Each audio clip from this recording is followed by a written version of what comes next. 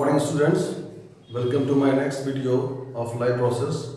In this video I will discuss about the respiration. तो सबसे पहले हमें समझना है कि respiration क्या होता है। तो बॉडी की सेल्स में ग्लूकोज ऑक्सीजन की प्रेजेंस में टूटता है और CO2 और H2O बनाता है और साथ में एनर्जी लिबरेट होती है। इस कंप्लीट प्रोसेस को रेस्पिरेशन कहते हैं। तो जिससे रेस्पिरेशन की डेफिनेशन इस तरह हो जाएगी कि breakdown of glucose inside the cell in the presence of oxygen to release energy for various life processes is called respiration। मतलब बॉडी की सेल में ग्लूकोज ब्रेकडाउन होता है और एनर्जी लिबरेट होती है ऑक्सीजन की प्रेजेंस में, और इस प्रोसेस को रेस्पिरेशन कहते हैं। और रेस्पिरेशन में जो एनर्जी लिबरेट होती है वो वेरियस लाइफ प्रोसेस में यूज होती है।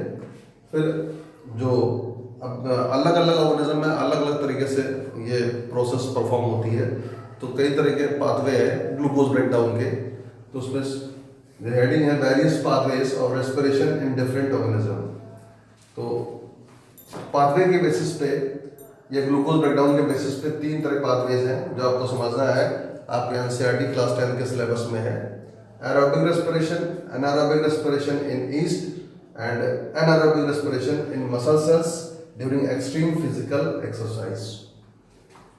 अब हमें देखना है कि जो रेस्पिरेशन का पहला पाथवे है एरोबिक रेस्पिरेशन, इस रेस्पिरेशन में क्या होता है कि ग्लूकोज होता है वो ऑक्सीजन की प्रेजेंस में कंप्लीटली ब्रेकडाउन हो जाता है या कंप्लीटली टूट जाता है।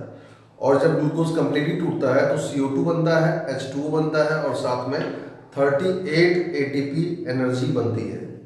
ठीक है, ATP के बारे में लास्ट में डिस्कस होगा कि ATP क्या है। ATP is the currency of biological energy in the entire world. पूरे विश्व में जैविक ऊर्जा की मुद्रा क्या है, वो ATP होती है।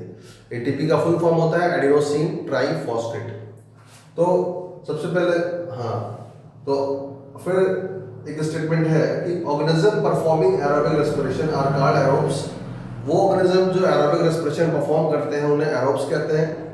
और जिसके मतलब एरोबिक रेस्पिरेशन में जो अर्थ पे जो एरोबिक रेस्पिरेशन परफॉर्म करते हैं उनमें सभी ऑर्गेनिजम्स आते हैं, बैक्टीरिया, ईस्ट और कुछ ऐसे ऑर्गेनिज्म जो एंडोपैरासाइट है, जो इंटेस्टाइन में, ह्यूमन इंटेस्टाइन में रहते हैं, वहाँ पर ऑक्सीजन अवेलेबल नहीं रहती है।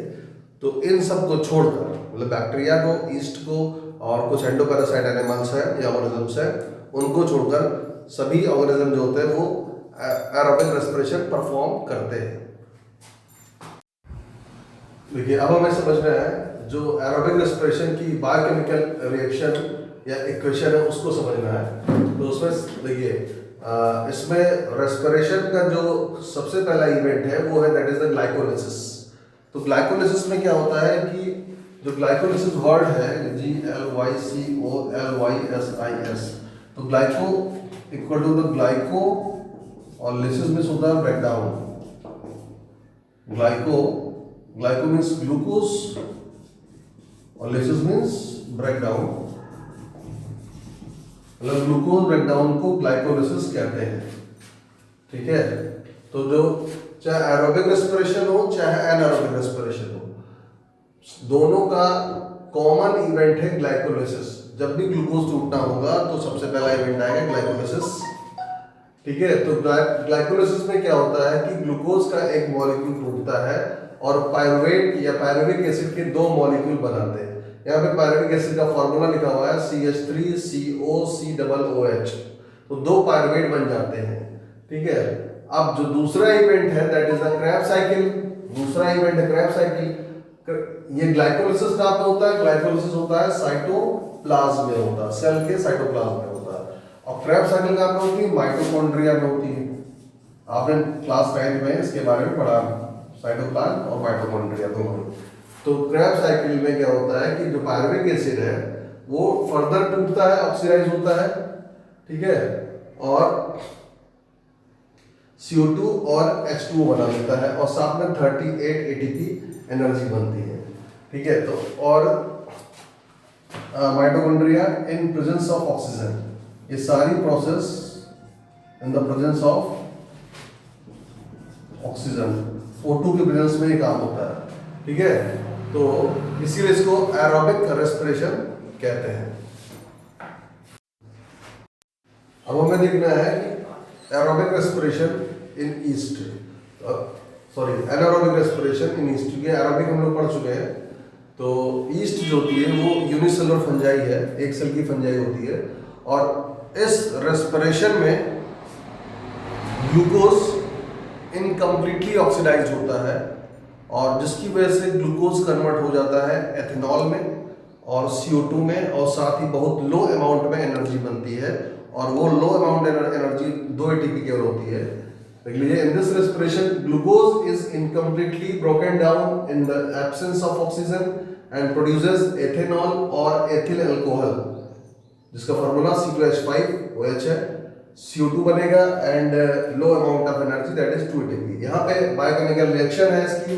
ग्लूकोज पहला इवेंट है ग्लाइकोलिसिस, जो आपको पहले बताया जा चुका था, ये कॉमन इवेंट है, चाहे एरोबिक हो रहा हो चाहे एनारोबिक रेस्पिरेशन हो रहा हो, पहला इवेंट होगा ग्लाइकोलिसिस, जिसमें ग्लूकोज टूटती है, और ग्लूकोज टूटकर इसने बनाया 2 पायरुवेट बना लिया, CH3COCOH, that is the formula of pyruvic acid और पायरुवेट, और साथ में फिर फर्दर पायरुवेट टूटेगा, और पायरुवेट के टूटने से एथेनॉल बन गया 2 मॉलिक्यूल एथेनॉल के, C2H5OH के 2 मॉलिक्यूल और प्लस 2 मॉलिक्यूल CO2 और प्लस 2 मोल ATP बन गया। तो ये आपका एनारोबिक रेस्पिरेशन कंप्लीट है।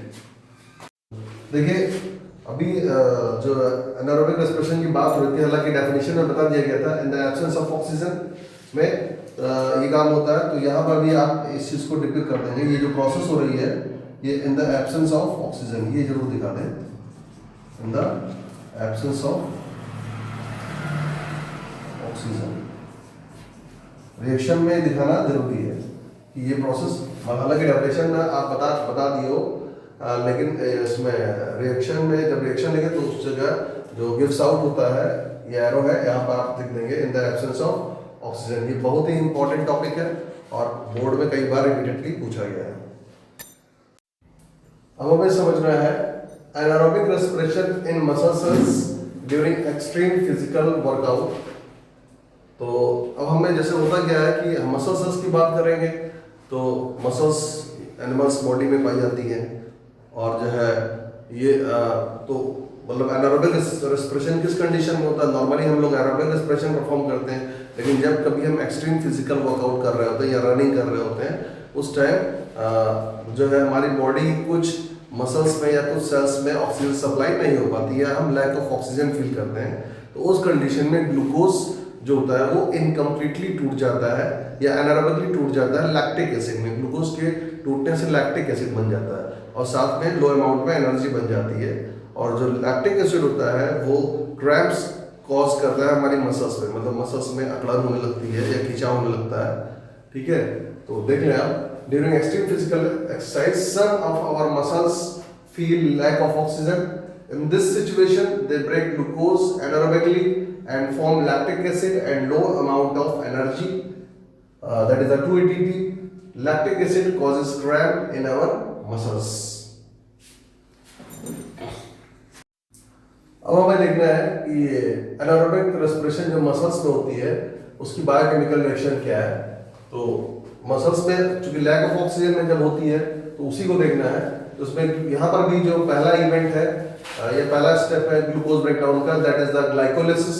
और ग्लाइकोलिसिस के मतलब ग्लूकोज के ब्रेकडाउन से क्या होता है, पायरुविक एसिड या पायरुवेट बनता है 2 मॉलिक्यूल, और ये पायरुवेट जो है ऑक्सीजन की एब्सेंस में या ऑक्सीजन कमी में जब टूटता है तो ये बना लेता है lactic acid. Lactic acid formula है C3H6O3, 2 मोल बनते हैं और प्लस 2 मॉलिक्यूल ATP के बन जाते हैं। ठीक है, तो जो है अब हमें अब एक चीज आपने देखी, जो तीनों इवेंट आपने पढ़े हैं अभी तक, मतलब anaerobic respiration in the all organism and anaerobic respiration in yeast and anaerobic respiration in muscles, इन तीनों में कॉमन इवेंट क्या है, ग्लाइकोलिसिस। और ग्लाइकोलिसिस के बाद पायरुवेट का बनना, मतलब ये this is the common event है। ठीक है, जो अब तीनों रिएक्शन में आपने देखा है, और बाकी वो जो पायरुवेट का जो ब्रेकडाउन है उसका पाथवे अलग है टूटने का, ये आपने अभी तक ऑब्जर्व किया। जैसा कि अभी आपको डिस्कस किया जा रहा था कि रेस्पिरेशन में ग्लूकोज ब्रेकडाउन और पायरुवेट ब्रेकडाउन के बारे में बताया गया। कि जो तीनों पाथवे है जो अभी आप हम लोगों ने डिस्कस किया है, तो उन तीनों पाथवे में जैसे ग्लूकोज का breakdown means glycolysis common event है तीनों पाथवे में, और पायरुवेट का ब्रेकडाउन डिफरेंट होता है तीनों पाथवे में। तो उसको कुछ इस तरह से आप एक्सप्रेस कर सकते हो कि glycolysis is common event in all the above 3 pathways of glucose breakdown, in which glucose is converted into 2-pyruvate, but further breakdown of pyruvate in each pathway of glucose breakdown is different. फिर आप देखते हैं energy released during cellular respiration is immediately used to form an energy containing molecule called ATP. तो कहने का मतलब यह है कि जो सेलुलर रेस्पिरेशन मीन्स ग्लाइकोलिसिस या क्रैब साइकिल दोनों को मिलाकर बोल रहे हैं, तो दोनों प्रोसेस में जो एनर्जी रिलीज होती है वो एनर्जी एक एनर्जी कंटेनिंग कंपाउंड दैट जो कि एटीपी है उसको बनाने में इमीडिएटली यूज हो जाती है। ATP is used as a fuel for all other biological activities of cell. तो कहने का मतलब जो एटीपी फॉर्मेशन हुआ है सेलुलर रेस्पिरेशन में, उस एटीपी का यूज एक फ्यूल की तरह होता है जो सेल में दूसरी लाइफ प्रोसेस चलती रहती है उन सब के लिए एक फ्यूल की तरह एटीपी का यूज होता है, और जिसमें ATP is broken down to release a fix amount of energy. और उस प्रोसेस कोई भी बायोलॉजिकल एक्टिविटी में एटीपी जो तोड़ दी जाती है, और एटीपी जब टूटती है तो एक फिक्स अमाउंट एनर्जी रिलीज होती है जो कि एंडोथर्मिक रिएक्शंस जो सेल में होती रहती है उनमें उस एनर्जी का यूज होता है। एंडोथर्मिक रिएक्शन का मतलब होता है जो इनसाइड द सेल प्रोसेस होती है उसको एंडोथर्मिक, या किसी चैम्बर में कोई भी प्रोसेस केमिकल रिएक्शन होती है उसको आप एंडोथर्मिक रिएक्शन कह सकते हैं। अब हमें डिस्कस करना है कि एटीपी क्या है। तो ATP is an organic compound which is also the currency of biological energy। और ये आप कह सकते हो कि जितनी भी सेलुलर प्रोसेस चलती है उनके लिए एक मतलब करेंसी का काम करता है या एक फ्यूल का काम करता है। Energy release during cellular respiration is used to form ATP molecule from ADP and IP.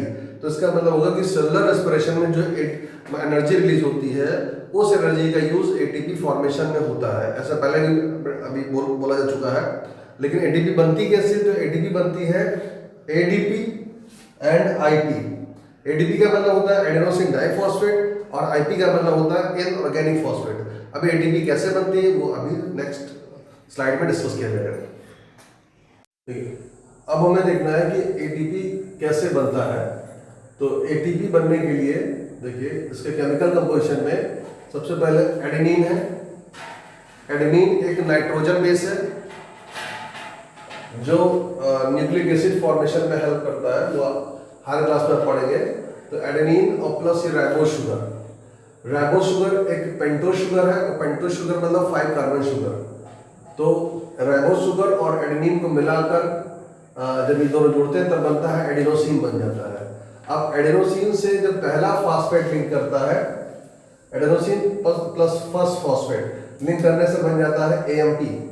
यहाँ पे एक बॉन्ड है, इस बॉन्ड का नाम है फॉस्फोडाइस्टर बॉन्ड